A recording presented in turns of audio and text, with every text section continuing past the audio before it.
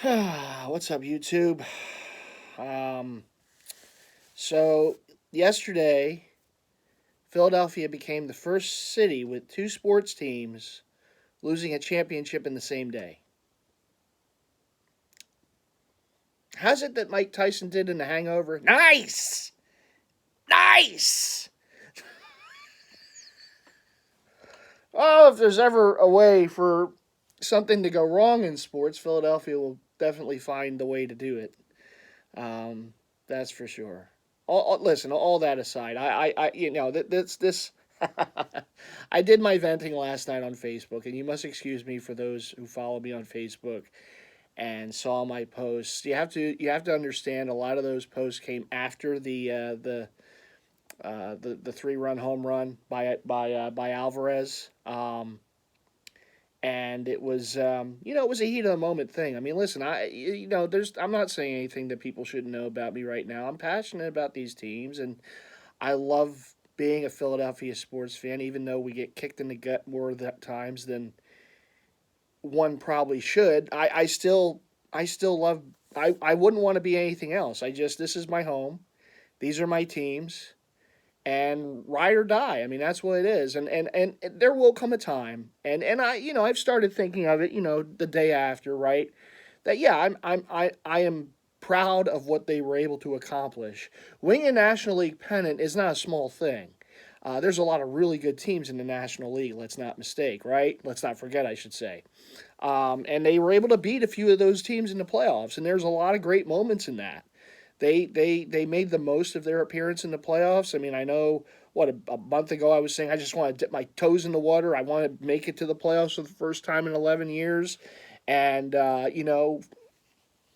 have that again. And oh boy, did we have that again? Right? We get there, we go all the way to the World Series, and listen, you lose to a Houston team, and I'll tip the hat and then congratulate Sam and all the Houston fans out there. Your Astros are a terrific team. They're a tremendous organization. I know they came under fire for the cheating scandal in 2017, and I get that. But they proved their worth. I mean, they proved that they wanted to make the statement that we don't need to just do that the trash can banging or whatever to win the wires or whatever it was, right? I mean, and let's face it, there's a lot of cheating in baseball. The Astros aren't the first; they won't be the last. I'm not trying to make light of this situation, but what I'm saying is that organization knows how to win. They scout as well or better than most teams in the league. You can lose a player, an all-star caliber player like a George Springer and like a Carlos Correa, and not skip a beat. That's hard to do. A lot of teams lose players like that. They're done, right? They're cooked for a number of years.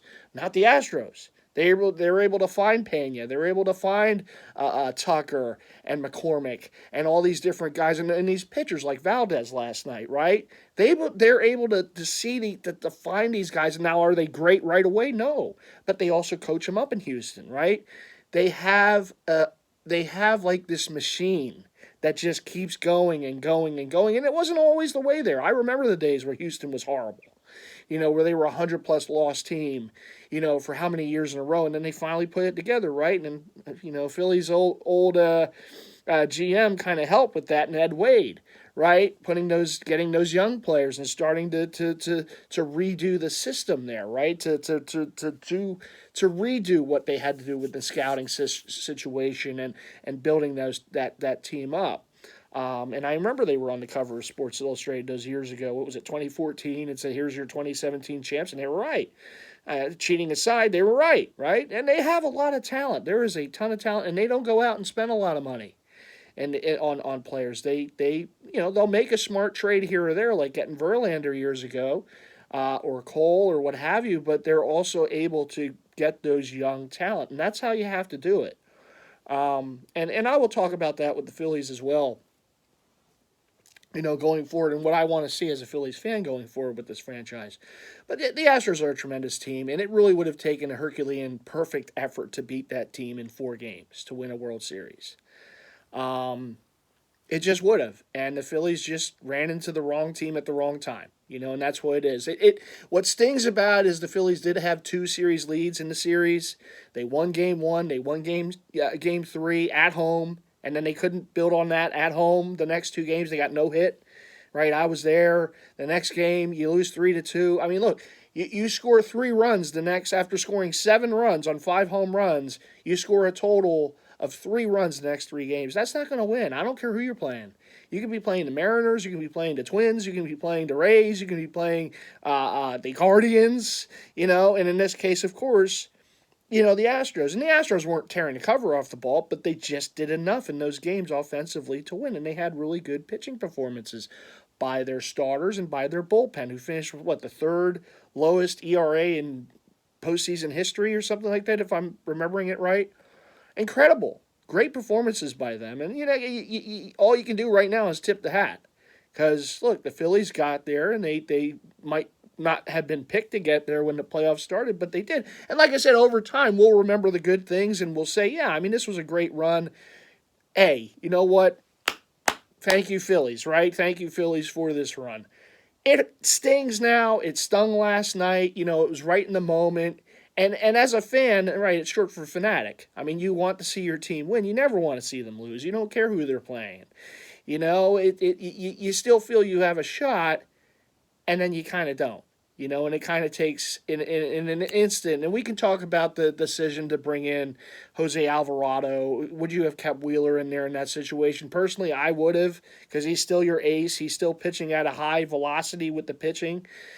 I mean, they brought in Alvarado because they thought he had a better chance of striking out Alvarez. I mean, Alvarez was 0 for 2 versus Wheeler in that game so far. Now, again, it's third time through the lineup, and it's not the Phillies aren't alone in this. This is baseball in 2022. When it's third time through the lineup, a lot of starters leave the game, and you go to the bullpen. And let's face it, that decision has worked more times than it didn't for Rob Thompson. And unfortunately, it didn't last night, and it kind of felt like the Joe Carter home run. It was in the 6th inning, but that was pretty much, this is Joe Carter. And thank you for Fox for showing Joe Carter last night. That was very nice of you to remind us of Game 6 back in 1993. It's nice. Did you show Game 6 when the Astros were losing to the Nationals a couple years ago, 2019? No, you showed Joe Carter. Good. Listen, regardless of whether that happened or not, it would have been tough. It would have been tough. You put yourself behind the 8 ball, go down 3-2 in a series. You have to win 2 games on the road. It's tough. I know it's been done before. You can't always count on that, right? Particularly against a team like Houston. You have to play perfect, and unfortunately the Phillies didn't. They just didn't. After Game 3, it just went to hell. And it's a shame. And I've seen this before with our teams. I've seen this before. Maybe not all the time in a championship series, but I mentioned the Sixers-Raptors series those years ago when Kawhi Leonard made that shot in Game 7. It never should have came down to that shot.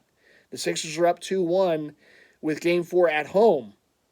You got to put that team away, and they didn't. They let the Raptors hang around, and then we all saw how it ended. It's happened too often in series, for our teams. It's different when you're playing in a Super Bowl, when you just have to win one game. And I'm not, look, we will never take anything away from Super Bowl 52, right?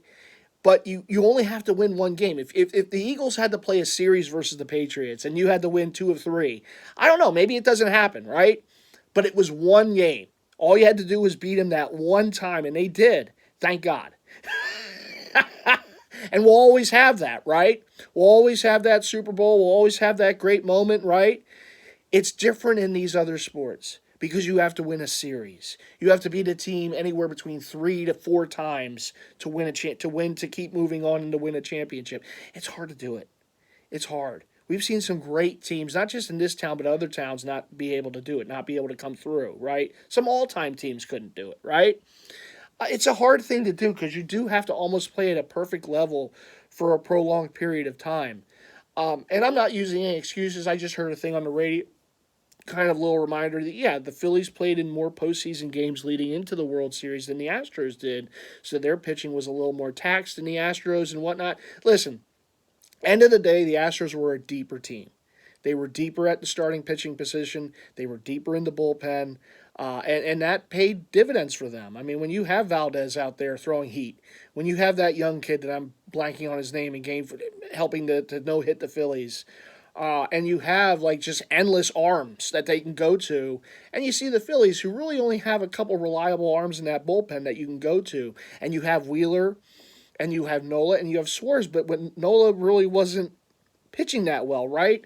That hurts. Wheeler, game two, didn't pitch nearly as well as he did last night. That hurts. You lose all those games, right? You even lost the game when Wheeler was pitching good because their pitcher was just that much more better. Their pitching was just that much more better. They didn't give up. They almost gave up a 3-run home run, and that's a very typical Philly thing too. The Sosa ball, really, just a little further over. It's in the Crawford boxes. Instead, it's a fly ball to the deepest part of the field, with Alvarez making the catch.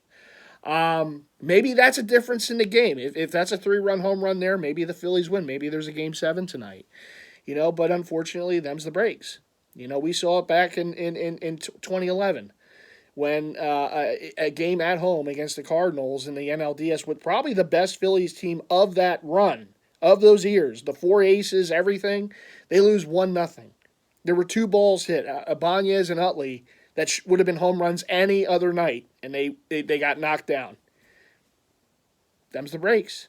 And unfortunately, that's the type of stuff that always seems to work against us. McCormick makes that incredible defensive play. A local guy makes that defensive play. And I did think it was interesting. His imprint on the warning track was pretty cool. These are the type of things that always seem to work against. That's why I said in Super Bowl 52, when the Philly special happened, when the strip sack happened, it was so amazing because that's the stuff that usually happens against us, and we did that. Oh my! And we did that to the Patriots of all teams. Brady alligator arms a pass, right? Those things don't usually, that usually is us doing that. Oh, it was someone else. Oh, okay, they missed an extra point. Oh, that's not supposed to happen. Oh, but it did. It's supposed to happen to us, but it happened to them. And yeah, I mean, that's what made that so special. And you talk about the '08 team and the Phillies and winning a championship and how they did it, right? The Matt Stairs home run against the Dodgers, and then the heroics in the World Series, the Utley play when he faked the throw and threw the runner out at home. I mean, yeah, those are usually the things you see happen against us, and it happened for us. But everything worked perfect that season, right, for them. And they were able to overcome the deficit to the Mets in the division to win a division title and then go on a run in the playoffs and win a World Series championship that we know is so difficult to do. I did make the comment last night on Facebook. I felt a little bad about it afterwards, but I'm going to keep it up.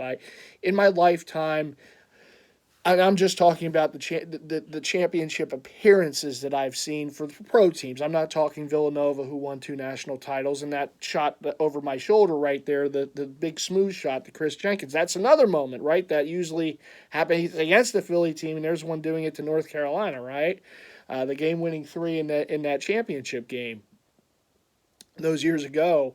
I'm just talking pro titles, right? I'll say 5 for 5 because we'll throw the Union in too, right? That game was interesting yesterday too.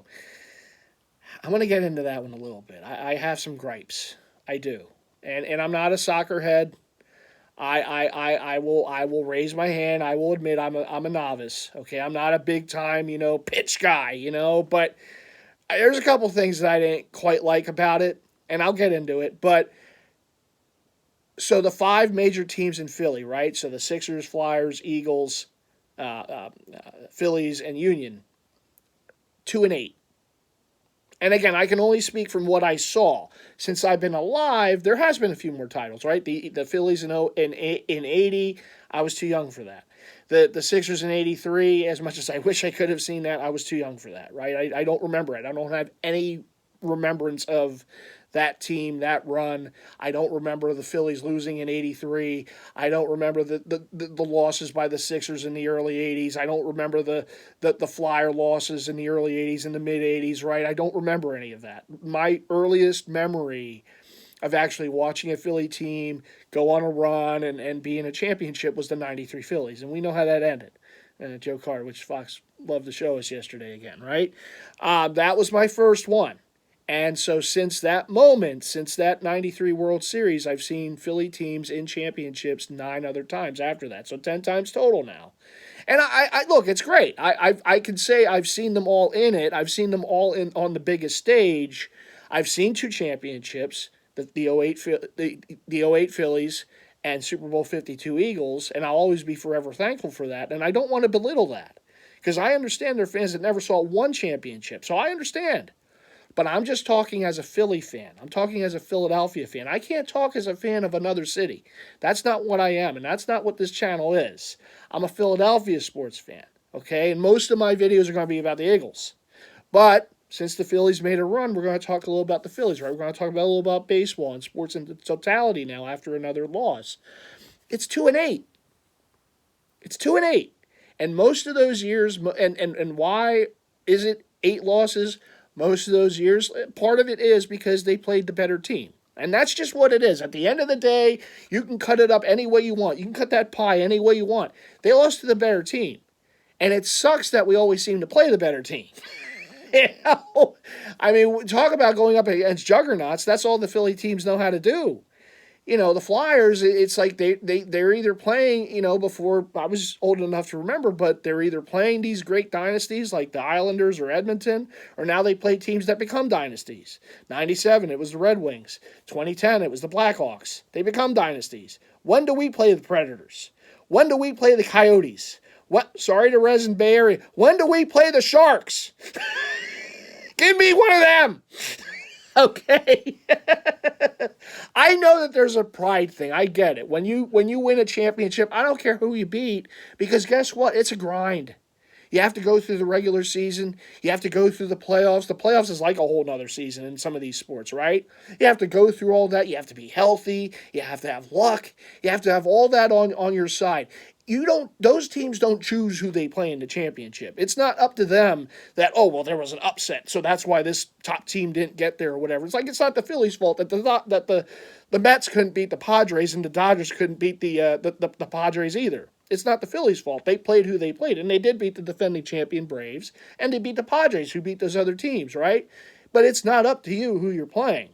But at the end of the day, yeah, I mean, you get there, and we're playing the dynasty, and we're playing the team that becomes the dynasty. And it's like, does it really have to be every time?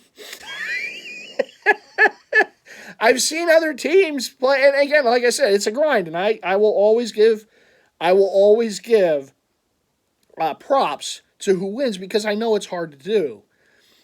But when you're not playing that dynasty, that juggernaut team in the championship series or game, I'm not saying it makes it easier to win, but it's like you have to play at a perfect level to beat that team. If you're playing another team, you might not have to be as perfect to beat them, right?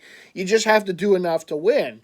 And it's just, you know, I mean, we get Lakers, we get Red Wings, we get Blackhawks, we get Astros, we get Yankees. Like, these are the teams we see. You know, it's like it's not the other teams. I'm not trying to belittle it. I really am not. I know it's tough to win. Believe me. In this town, we know that more so that maybe than a lot of other places, because it doesn't happen here as often. It just doesn't. We remember teams that have had success, like the 93 Phillies, like the 01 Sixers, you know, that had players that we all loved and moments that we'll always cherish. But it does feel like, yeah, but, you know, they just a few more wins than they could have had it, right? It doesn't belittle what they accomplished. It doesn't belittle that they got there. It doesn't belittle this year the Phillies kind of came out of nowhere in the playoffs to go to a World Series. It doesn't belittle it at all. But it still makes it tough. You know, it makes it tough when you're there and you have a series lead at home with the 2 next games at home, and you get no hit the next game. And I knew, and I didn't want to say this in the last video, but I knew, you know, leaving that game, I said that's probably it. And I hate to be a fatalist about that. I just got this sinking feeling like, man, we had a chance and we just blew it. We just blew it, because there's no coming back from no-hitters. There just isn't. You look at, and I know how rare it is in a playoff to have a playoff no-hitter, but if I remember correct, there's been 3 of them, and the Phillies were on the good side of one of them. But that was in the NLDS against the Reds when Roy Halladay no-hit them, and the Phillies went on to win that series. Don Larson had a no-hitter.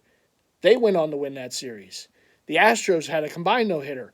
They went on to win that series. You don't win a series after you get no hit in baseball. It's hard to overcome that.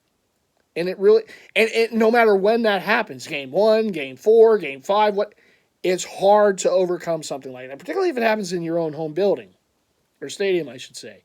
It's hard to overcome that. And that's why I knew leaving that game.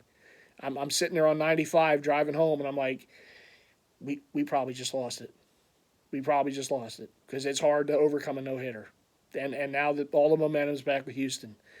And I knew. And then you see that how game 5 transpired and what happened, the plays that the Phillies didn't make that Houston did. And again, I'm not trying to take anything away from Houston. They made those plays because they are great players. It's great players being great in the moments where you have to be great. They knew how to do it. And they've suffered some losses, right? They lost to the Braves last year.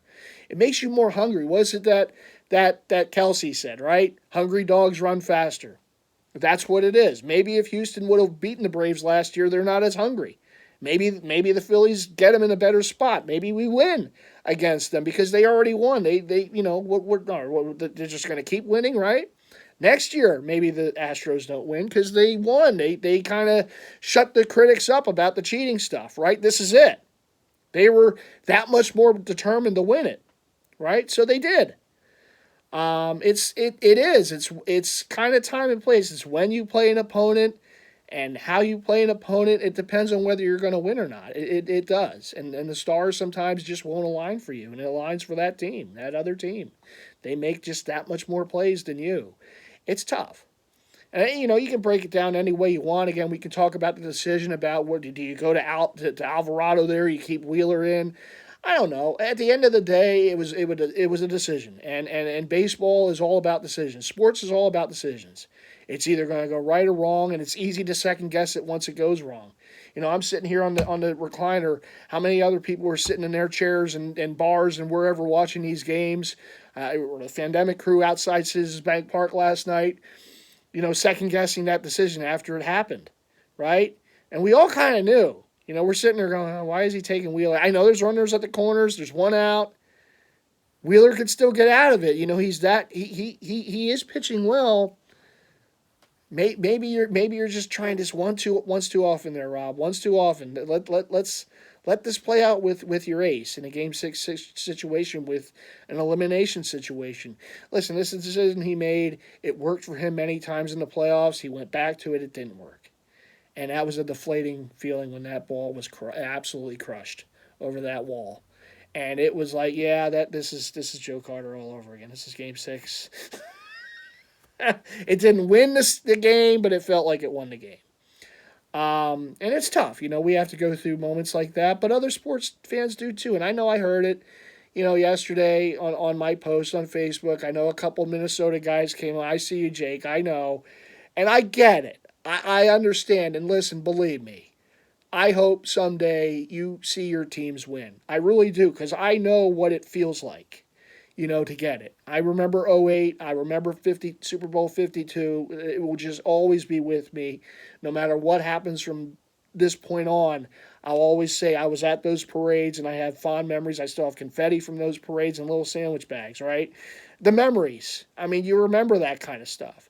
And that's what makes losing these things that much tougher, because you know the other side of it. You know what it feels like to win and to have that moment and to be a champion. And, oh, yeah, we did it. We got there. We climbed that mountain, right? So that's what makes it even tougher when you don't, because you know what it's like when you do, and then you don't. It's like, we were there. We were 2 wins away. 2 wins. But, again, getting back to those who wrote me, I get it, and I'm not trying to belittle the Minnesota fans or any other fan of any other team, or Seattle fans, or whatever fan you are, Buffalo fans, right? I'm not trying to be like, oh, woe is me type thing, but the difference, though, I think, is that, and again, not to belittle anything, but I've seen my team in these moments more so than perhaps Minnesota did, so we've had more chances at it. It's got taken from us a lot more, And I believe me, I have seen many a moment, Jake. I've seen many a moment with your teams. I was pulling for those Vikings so much in '98 when they lost to the Falcons in the NFC title game. Oh, it was painful because I wanted to see Randall win. Former Eagle, one of my first favorite Eagles. I wanted to see him win and have success. And Chris Carter too. And it was a shame. It was a shame that happened the way it did. I think it would have been a much better Super Bowl if they got there versus the Broncos than the Falcons when that game was pretty much over in the first half. But I feel for you too. I know. And the Twins have been... I know. It's been rough. And the Timberwolves... They need to put a wolf on the jersey. I'm sorry, Minnesota. You're doing it wrong. Your name is the Timber. There needs to be a wolf on the jersey. Needs to happen as an alternate, okay? For me. To make it happen. For MightyFan. It's okay. I have good ideas for jerseys. A wolf on there. Rawr! Make it happen. Anyhow, I get it. And now with the Wild, I know. Believe me, Minnesota sports, they have it tough too. I mean, we kind of did get them the one year. And then we won in their building. I always have fond memories of that building. I know, tough subject, I get.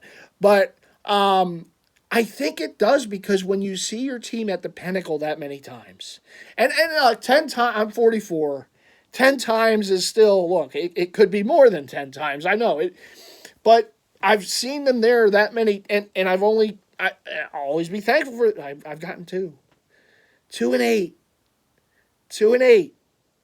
It's tough. And a day like yesterday. Now I'm going to get into the Union a little bit here. All right. Now, again, I'm not Mr. Soccer. All right. I don't know all the rules. There's a lot of flopping going on. There's people that fall on the ground and they kind of stay there, and then miraculously they get up like they were never hurt. I'm not a hater. I'm a Union fan in the MLS. All right, I watch it in the World Cup. It will be in Philly in 2026. Part of the World Cup will be here. It'll be very cool. Part of the country's 250th anniversary. That's going to be a great year in Philly. And the Olympics and everything. There's still a lot of things about soccer I just don't understand. First of all, I will say this, and again, I'm a novice. I'm new to the game here, okay, for the MLS. As far as a championship game is concerned, it's the first time the Union's been in it, okay? The MLS Cup yesterday, it was in L.A. against LAFC. Yeah. So, first of all, the game goes to extra time. Now, when you have a sport where it's a goal, we're not talking like, all right, I know in baseball, you have your ups, the other team has the ups, right, for at-bats. I know in basketball, both teams are going to have the ball to score, and both teams score in overtime, right? In hockey in the playoffs, once a team scores, it's over. It's done. That's the game. That team wins. I will say this. Thank God there was no shootouts in the NHL playoffs. Otherwise, the Flyers are already winning is tough enough. It would never happen. If games were decided in shootouts in the NHL, in the playoffs, and in the Cup final, I don't even know if I could watch the sport at that time. Because I know. There's no hope. Because the Flyers are one of the worst shootout teams in hockey, okay? I know they got in 2010 on a shootout win against the Rangers, but that was like an anomaly.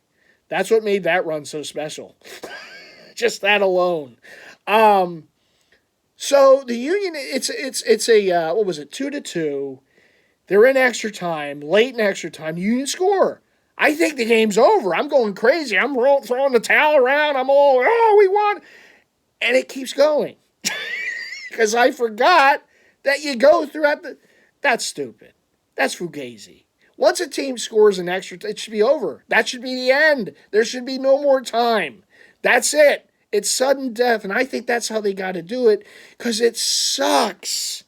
I'm sorry, and I'm not I don't want the soccer fans to come, the Premier League fans to come at me. Look, it's your sport. You enjoy it. I'm a Union guy. All right, I'm a Union fan. I can't profess to be a big soccer guy, okay, or football fan. All right.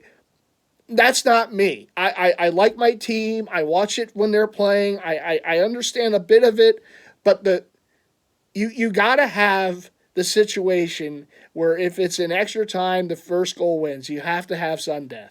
Because for these championship games, I'm talking about a championship game on the highest level of your league to end in a shootout, in a skills competition. It's horrible. That's terrible. I know. Look, they might love it. Oh, but there's strategy. There's this, there's that.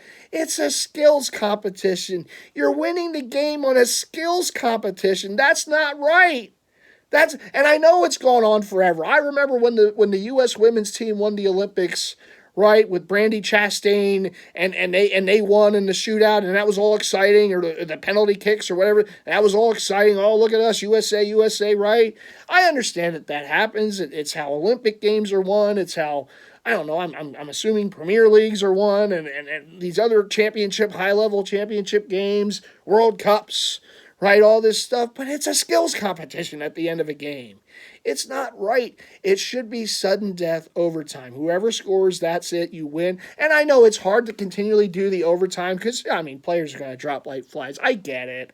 I know you have to determine a winner after a certain amount of time, and this is probably the best way to do it. Again, I'm only talking from someone who's seen my team in one championship game, so I'm a little bitter. Okay, it came down. It came to that after the Union scored, LA still had a chance to score. I think the game should have ended right there. But LA still had a chance, and gave them, with a man down, they somehow, because the Union played prevent, and you can't do that. That always prevents you from winning. And then LA scored a last-minute goal to send it to the shootout, and, of course, a Philly team in a shootout. See Flyers. It doesn't go well. For us. And the goalie, the LA's goalie got hurt towards the end. The guy who came in was a former Union goalie, Philly guy, and they win the shootout. They blanked the Union in the shootout. LA, it's like, we have like the best goalkeeper, Blake, the best goalkeeper. I mean, he stopped the first one. I'm just saying, Blake, would have been nice. He could have maybe gotten a few more. No, the ball goes in the net. I mean, I'm just saying. The first Union player tripped as he was kicking the ball. He slips. The ball goes. He had the goalie beat. The ball goes over the net, like 5 rows out. I'm like, oh, well, that's just that's Philly for you. That's how it's gonna start. I had no hope after that one. I'm like, yeah, this is a shootout. This isn't good. And LA wins in a shootout on a skills competition to win. It doesn't sit well with me. I'm sorry. I'm too much a fan. I want to see a real win. I don't want to see a damn shootout to decide it. I'm sorry. That's wrong. That's bad. That's fugazi. Come on. We're better than this. And finally, and again, I know, sour grapes. Finally, MLS. It's the freaking championship game. Can you just do a rotating schedule with stadiums? Like the NFL does with the Super... I know the last 2 home teams won.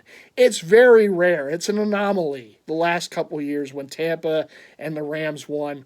It doesn't happen very often. I don't think the Cardinals are winning it this year. I'm sorry to Cardinal fans out there. The game's in Arizona, the Super Bowl's in Arizona. I don't think... I know that they're the Hard Knocks team for the rest of the season and everything. I look forward to that as always. NFL Films always does a wonderful job. But I don't think the Cardinals... I think we might be there in February. Oh, but I don't know about the Cardinals. But the MLS decides the higher seed gets to host the champion. And I understand. In baseball and basketball and hockey, the home teams play. But it's a series.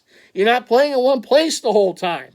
You're not playing in that one team's building the whole time. This is a championship game. And the home team gets the home field. No! It should be rotating throughout the stadiums in the MLS. One year it should be in Seattle, Portland, LA, Philly, right, Chester. It shouldn't be in the home. What is that? That's fugazi. I'm sorry, it is. So what, you got all their fans there and a little smattering of the other team? No. It should be in a neutral site where both teams' fans can be in there, and it's your championship game. You got to build the sport, have it in other places. Let other people be a part of this. No, it's going to be the team that won the Shield gets to host. Why? That's dumb. That's stupid. That's fugazi. It's gotta be a rotating schedule. And if the home team somehow gets in like the Super Bowl, okay, but it's an anomaly. It's not gonna happen all the time. MLS. No, that's bad. That's come on. What is this?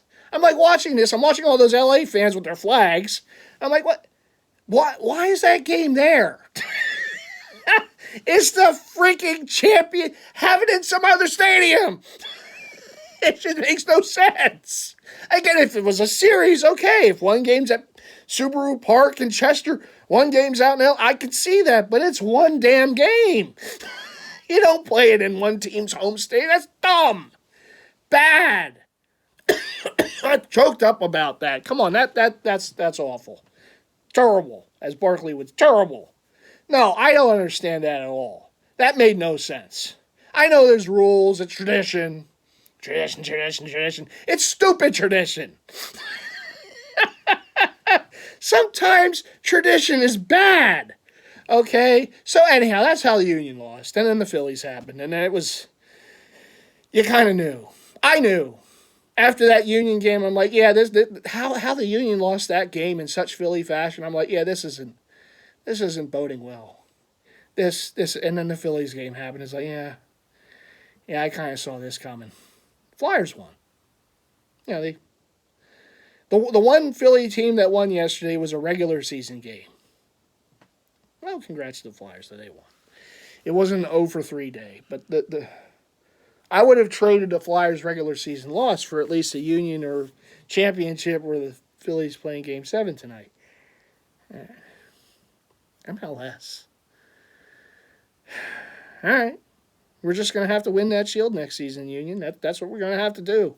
You have to be a couple points better next season. Win that Shield and host if they're going to have that rule, if the higher team gets the home game in the championship, let it be played at Subaru Park next season.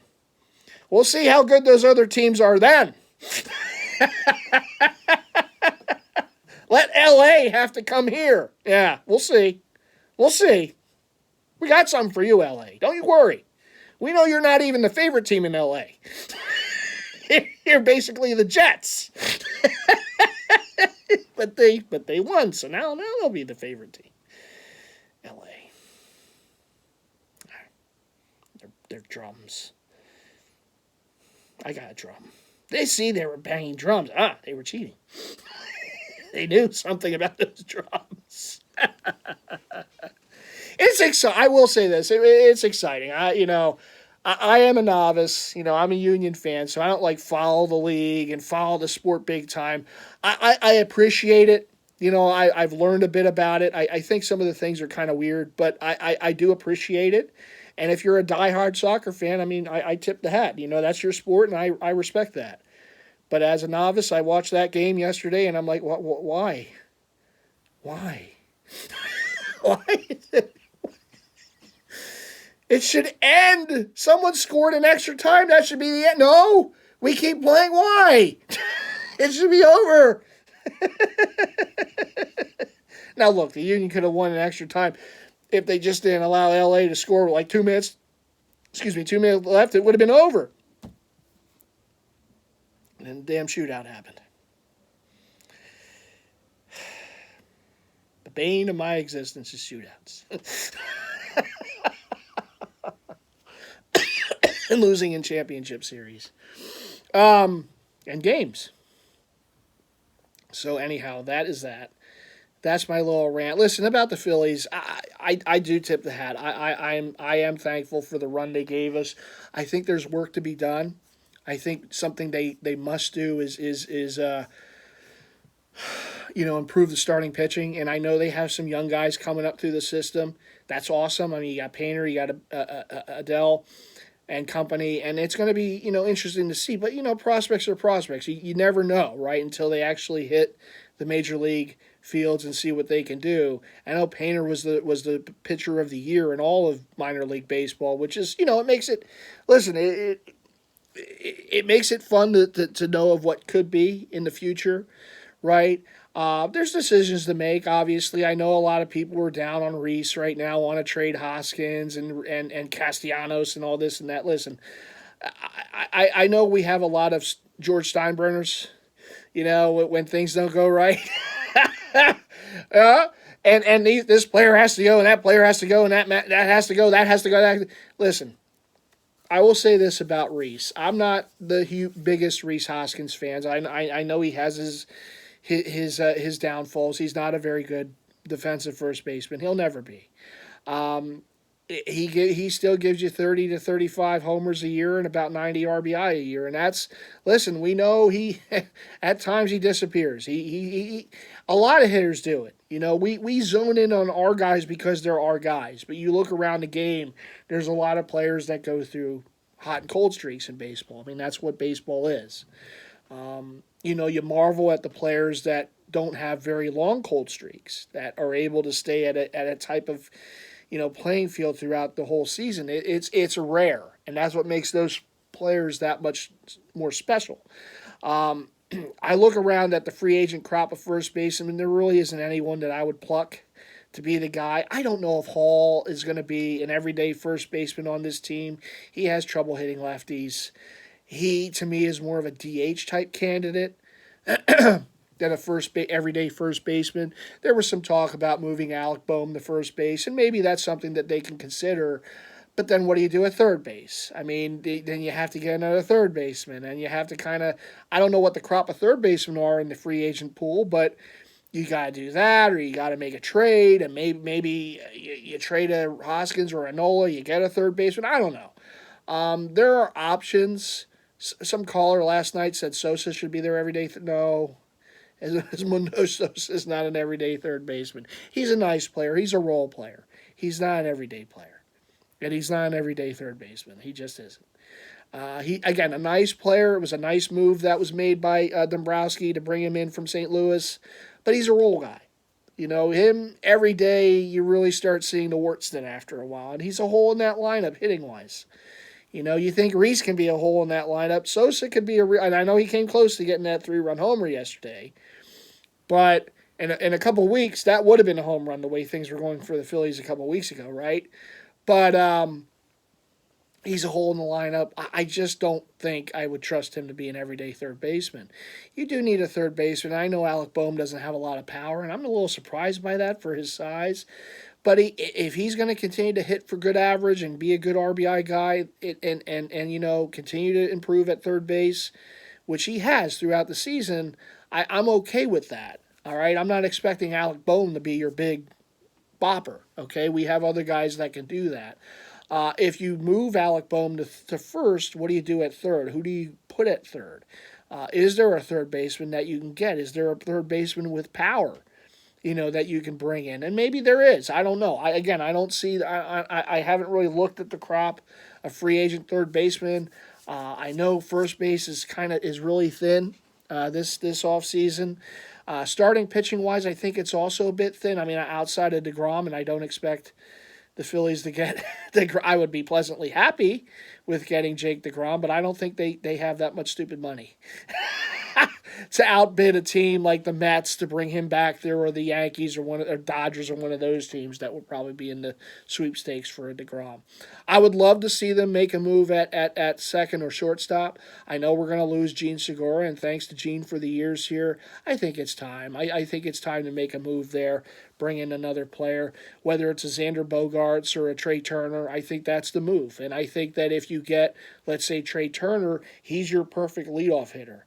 And I know that at times Schwarber was Mr. Home Run, but you really do need a real leadoff hitter on this lineup. It would prolong the lineup, and also then what you can do with Schwarber is you can bat him behind Harper and have some real protection behind Harper. I think Nick Castellanos just had one of those years. I know a lot of people are down on him.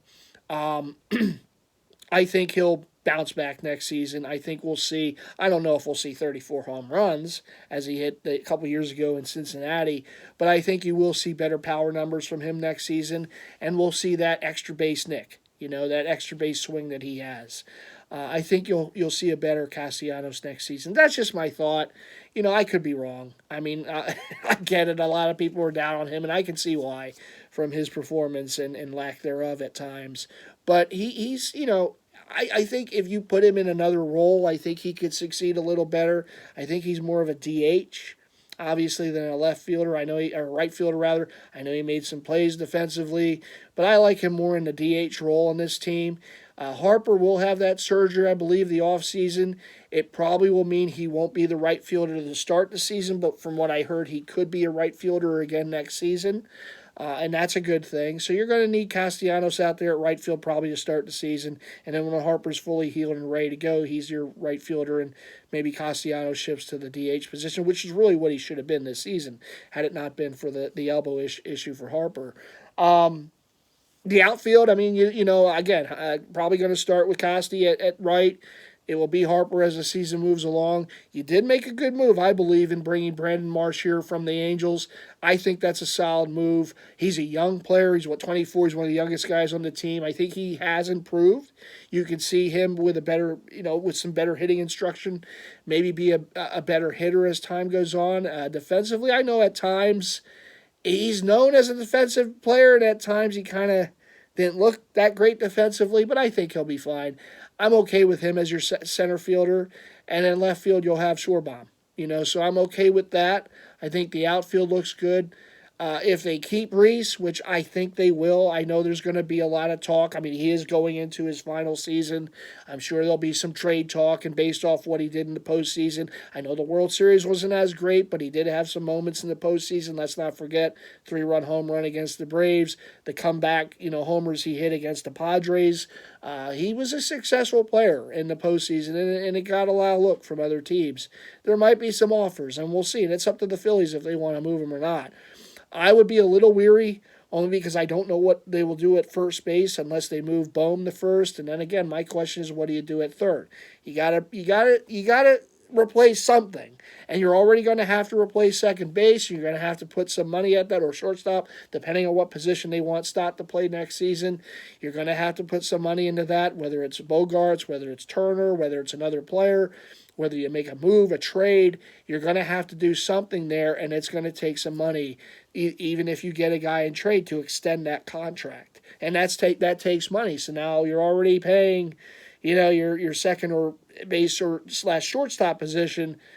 Now you got to pay a third baseman too. It's like, I know it's not our money. It's John Middleton's stupid money, but you got to pay. And I know this team will be aggressive, as they always have been over the last few years in making moves.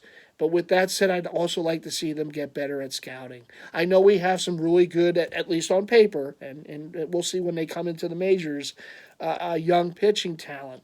But you got to do better. And positional players, you have to have that depth. Why is Houston so good? Why are teams like Houston so good? Because they have so much depth. Right? You can lose a player and just bring another guy in and you hardly miss a beat. Phillies don't really have that, right? They have some guys that in a spot situation might be able to get you there, but ultimately you want to see more depth in this lineup, and you want to see more depth in the pitching, the starting pitching, the relief pitching. That's where the money is. That's where you have to win. That's why teams win. Ultimately, World Series titles, and that's why they're always there. The teams that are there routinely, yes, they have a great lineup, but they have solid and deep starting pitching and bullpen every year, and that's why they're there. That's why teams like Houston's there, the Dodgers, you can name a team, right, over these, how many years, the Braves, that's why they're always around. They scout good. Not only they might not spend the most in off seasons, right? They might make smart moves here and there, but they scout, they get the homegrown guys, and they pay them. And in some cases like Atlanta, they pay them before it's really time to pay them, right? So they're shrewd that way. That's why they're always there. And I want that. That's what I want with the Phillies, because I want prolonged success. I want to see this team compete for World Series titles, not just titles, plural. over the next 5, 6, 7, 8 seasons, let's say, right? When you still have some of these guys in the prime of their career. I want to see this team succeed. I want to see them improve on what they did. And look, they went all the way to the World Series this year, right? Sometimes it's hard to improve on that. But I want to see them stay at that kind of competitive level. And you can't just do that by spending money on free agents. You have to do it via the draft. You have to do it in international scouting. And that's very important too. I can't stress this enough. As a Phillies fan, I cannot stress this enough. It has been much, much, much too long since the Phillies were able to find a player from Latin America, from Asia, from one of these other areas of the world where you see these other teams like the Atlantas, like the Houstons, right? Like these other teams that have a lot of success, bring these guys in. And they have success with those players. And maybe it's not the top of the top names. Maybe some of these players are just solid players that are brought in. Maybe they don't even have it right away. But they coached up like that Valdez last night, right? He wasn't doing what he did last night when he came into the league, but he got better and he got coached better. That's what I want to see out of the Phillies. I want to see a system in place where you bring these players in, where you have a way to scout better and to find these gems that are out there to find in other countries, bring them in, home grow them, and let them succeed like these players do for other teams. You know, it can't be stressed enough. That's how you win in this league. That's how you see these teams win. Yes, they do it in free agency or trade. Yes, they do it in the draft, but they're also able to find, they have very good scouting overseas. And they find these players and they bring them in and they spend money. And I know the Phillies do too. They have spent money and brought in players and it hasn't always worked out. In fact, I really can't remember the last time it did. Carlos Ruiz, maybe? I don't know. But you got to have success there. You have to. And I even I even saw a thing rather during the playoffs where like Japan's top prospect wants to be a Philly. Oh, okay. I mean, I don't know. Look, it's always, you never know. When they come here, are they going to succeed? But hey, if it's the top prospect in Japan and he wants to be a Philly, whether he just said it or not, I don't know. Go get him. Spend that money. Go bring him here. Let's see. Let us be that team, right? Why does it always have to be the Angels or the Mariners or the Dodgers or one of these other? Let it be the Phillies who brings that top guy in from Japan. You know, let it happen. Take a shot. Take a risk. You know, and I think sometimes this franchise is a little afraid to do it. You know, you see these names out there like Vladdy Jr., Fernando Tatis Jr., Ronald Acuna Jr. You know, why weren't the Phillies in on that more? Why didn't they make the move? Why was it that the Braves did it? Or the Blue Jays were able to do it? And I know the Padres got Fernando Tatis Jr. via trade from the White Sox. Well, why can't the Phillies see that? Why can't they make a trade with the team with one of these players that you take a chance on? You know, and it works out, you know? And I know there's been guys, the names aren't coming to my mind right now, that they have been able to get from other countries and other areas and traded, and it never quite worked out. But you can't get gun shy just because it doesn't work out one or two players. You got to keep trying. And I know that Don Mattingly, his son, is now the head scout for the Phillies, I think for the past year or so. And hopefully things turn around. Because let's not forget, when the Phillies had their highest degree of success, the 2 world championships, 80 and 08, a lot of those players were homegrown players. They were scouted. They were brought in. You know, it wasn't just a free agent. The free agency should be used to add to the team. It shouldn't be your main source. And I am glad they have some young players like a Bryson Stott and an Alec Boehm, and you know, we'll see about Brandon Marsh, and we'll see about maybe some of these pitchers coming up through the system, right? I'm excited for that. I think you can build with those players. But you can't just go out and okay, Bryce Harper, Zach Wheeler, you know, Schwarber, and make moves like that every year. It's exciting, it's fun, right? But you can't just count on that every year. You can't just make that be this is how we do it. No. You have to be able to draft. You have to be able to scout. And you have to find those guys from the other countries too. Latin America is rich with these players, right? Asia. There's a lot of players out there. The Phillies just have to do a better job at scouting it and not only bringing them in, but coaching them up once they come to the organization. That's what it's all about. You know, you might not succeed right away, but you got to keep on them, right? You can't just give up. Sometimes it takes a couple years for players to adjust to the major leagues. For every success story like an Ichiro or a Shohei or a Cunha Jr., there's many other stories of players who didn't succeed right away, but maybe they then when that light bulb goes off, then they do. So you have to have some patience too with some of these players. As top prospects as even they might be in those countries, it might take a time. It might take a couple years, but you got to keep on it, and you got to keep coaching them up. This is how it gets done in the major leagues. This is what the baseball is like here. And hopefully, that works, and hopefully the lights do go off, and hopefully we can get those players. And it does. You get jealous. You see these players, and why can't the Phillies get that guy? Why is it never the Phillies? So I want to see that as a Phillies fan. I want to see more of that. Listen, this is the groundwork right now. What they were able to do this season, as unlikely as it was to go to the World Series, they got there. And now it's about building. Now it's about keeping on that playing field with the Dodgers, with the Mets, with the Braves, with those better teams in the National League, to compete with them to get back to World Series. And when you get there, let's say you play at Houston again. Maybe next time you win. Maybe you win the 4 games because you did what it took to win. Those plays that you didn't make, those balls that you didn't hit, this year in these, this past series, hopefully the next time you do. I am proud and I am happy at what they did, and I don't want that to be lost. It was an exciting run. It was awesome, unexpected, but it did sting, at the end. But again, we got there.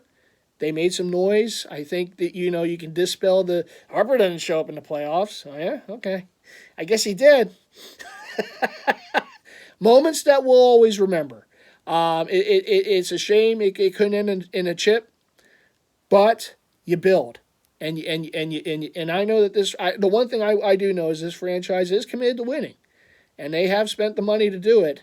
But now you have to do it in other ways too. Not just spend the money. You have to draft. You have to scout. You have to find those players overseas, and that's how you continue to play at that kind of level that we all hope as Phillies fans this team will. 2-8 in championships now with Philly teams. I am happy at least to say I've seen these teams in title type appearances 10 times, but that record I wish was a little better. And as a fan, listen, that's all I can do. You want to win. I don't care where you live, what part of the country or world you're in. You're a fan of a franchise, you want to see them win. You want to see them have success. And when they get to the pinnacle and don't win it, it's a letdown. It's a letdown. Even as unbelievable a run as it was, it is a letdown. And you want to see them, get over that hump the next time. And hopefully they will. I think they have the tools in place to do it. I think they have to add. And I think they have some work to do this offseason to continue to be on this playing field the way they were this postseason. So hopefully they can do that. I have a couple hats here I want to show before I leave. I do thank you all for letting me vent here for about an hour. But let's get to the hats. I forget if I showed this one or not. This was a pro image pickup a few weeks ago. We got the black with the Phillies cross 08 World Series, the one they won on the side. Fitted. Good green under. Big swoop logo that has become all the rage on hats this year for the Phillies. So there's that. This was a New Era Ballpark exclusive. This was the candy corn. Phillies right there with the star P. You got the last season of the vet patch, Batterman, yellow under. Nice fall hat here, a little candy corn, little Halloween action right there. But that is that one. Picked that up during the World Series. This was a pro image one I got a week ago. A light blue. I don't believe I showed this one. With the burgundy brim. Fat P on the front. 80 Champs. Fanatic. Good green under. These were picked up yesterday at Cherry Hill Mall. Shout out to the fellas at Pro Image there. Got the Mariners. This came out last week. Pro Image exclusive. The light blue collection like the Phillies. 20th on the side. Batterman. Good green under. Nice hat. Nice construction.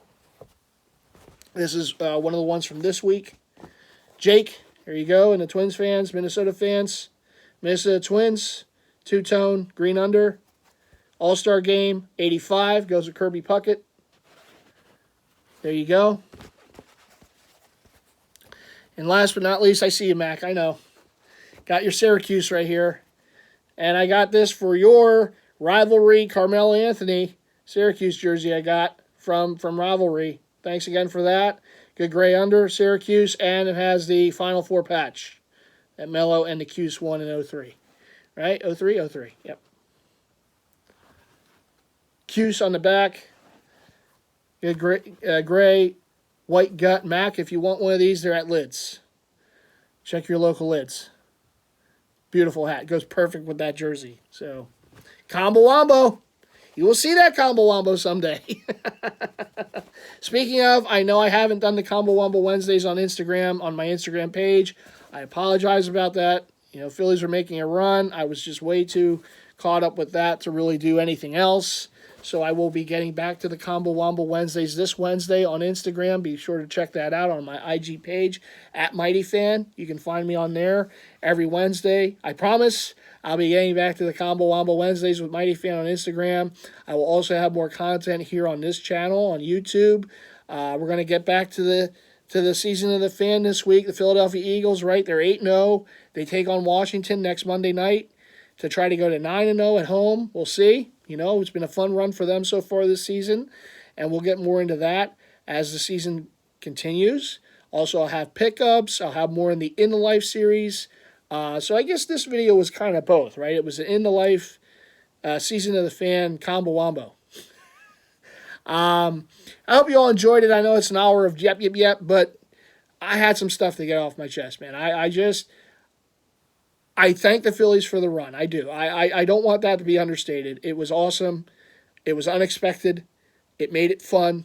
It made it better. You know, when it's unexpected, it's like a little gift. And yeah, it was a lot of fun.